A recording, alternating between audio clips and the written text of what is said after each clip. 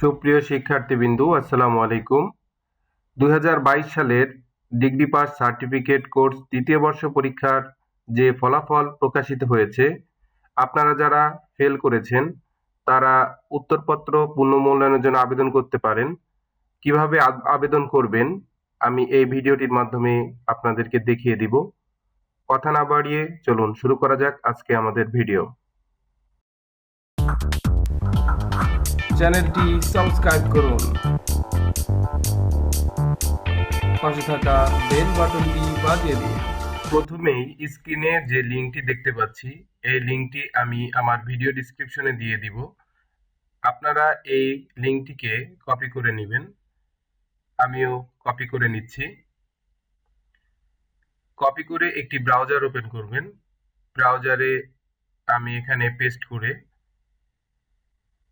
এই লিঙ্কটিতে ঢুকতেছি। এরকম একটি ইন্টারফেস শো করবে। এখানে আমাদের এক্সাম নেম, এখানে আমাদেরকে ডিগ্রি পাস থার্ড ইয়ার এটা সিলেক্ট করে দিতে হবে।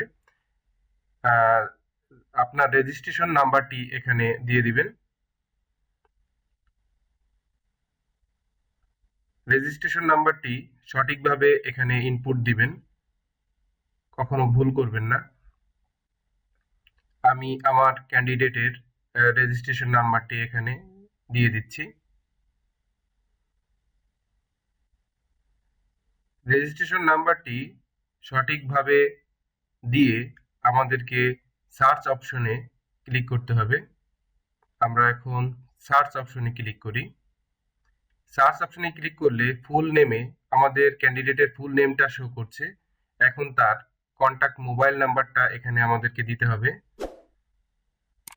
এখানে ক্যান্ডিডেটের যে মোবাইল নাম্বারটা আছে এখানে দিয়ে দিবেন এবং তার নিচে আমরা দেখতে পাচ্ছি যে পেপার কোডগুলা আছে। আপনাদের সকল বিষয় কোডগুলো নিচে দেখা যাচ্ছে। এখান থেকে যে বিষয়টি আপনি পুনর্মূল্যায়নের আবেদন করবেন সেই বিষয়টিকে এখানে সিলেক্ট করতে হবে। আপনি যে কয়টি ইচ্ছা এখান থেকে টিক দিয়ে দিতে পারবেন। প্রত্যেকটি সাবজেক্টের জন্য 1000 টাকা করে আপনাদেরকে পেমেন্ট করতে হবে।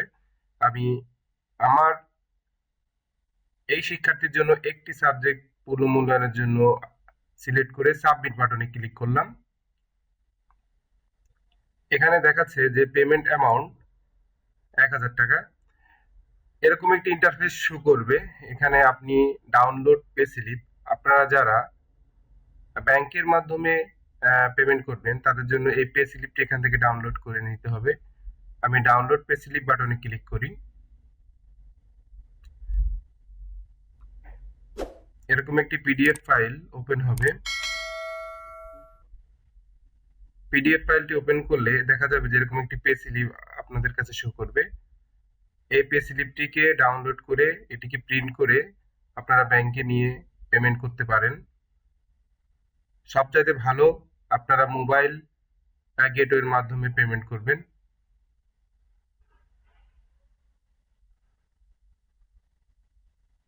চলুন আমি দেখিয়ে দিচ্ছি কিভাবে আপনারা অনলাইনে পেমেন্ট করবেন। এখানে আমাদেরকে অনলাইন পেমেন্টে ক্লিক করি। ক্লিক করলে এরকম একটি ইন্টারফেস শো করবে। এখন আমরা এখান থেকে মোবাইল ব্যাংকিং এর মাধ্যমে আমাদের টাকাটা পেমেন্ট করব। এজন্য আমরা মোবাইল ব্যাংকিং এ ক্লিক করব। এখান থেকে এখানে দেখছেন যে টাইম রিমেইনিং হচ্ছে 8-9 মিনিট সময় দিয়েছে, এর মধ্যে আমাদেরকে পেমেন্ট করতে হবে।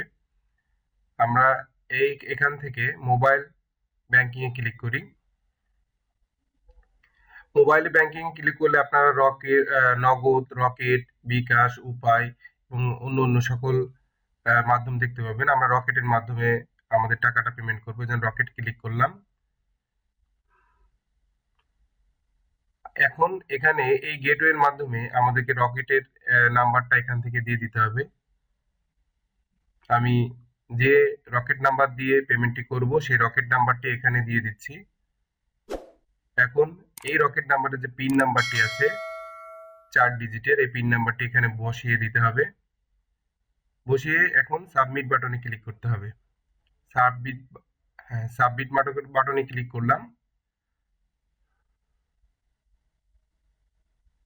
সাবমিট বাটনে ক্লিক করার কিছু সময় অপেক্ষা করতে হবে। কিছু সময় অপেক্ষা করলেই আমাদের পেমেন্টের জন্য একটি কোড আপনাদের এই মোবাইল নাম্বারে যাবে। সেই কোডটি এখানে বসাতে হবে।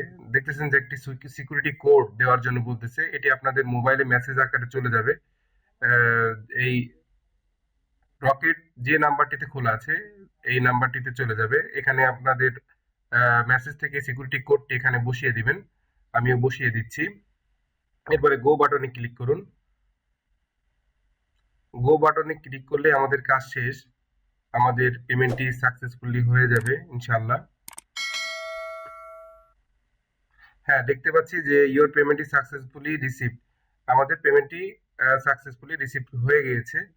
আমাদের কাজ মোটামুটি শেষ। তারপরে আমরা এখন চেক করব যে আমাদের পেমেন্টটি কি সাকসেসফুলি হলো কিনা। এজন্য আমরা পুনরায় আবার ওই লিংকেই ভিজিট করব।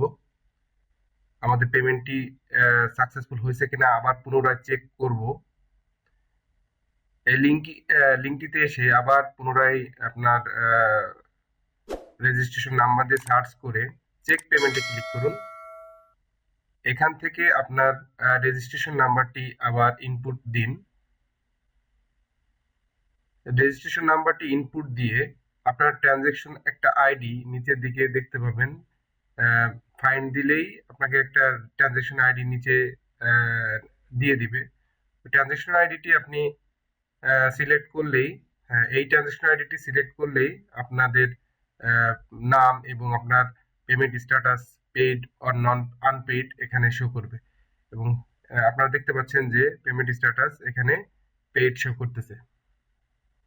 তাহলে আমরা বুঝতে পারছি যে আমাদের কাজ সব শেষ। এভাবে আপনারা চাইলে আপনারা আপনাদের খাতা পুনঃ মূল্যায়নের জন্য আবেদন করতে পারেন। ধন্যবাদ সাথে থাকার জন্য। আল্লাহ হাফেজ। আসসালামু আলাইকুম ওয়া রাহমাতুল্লাহ।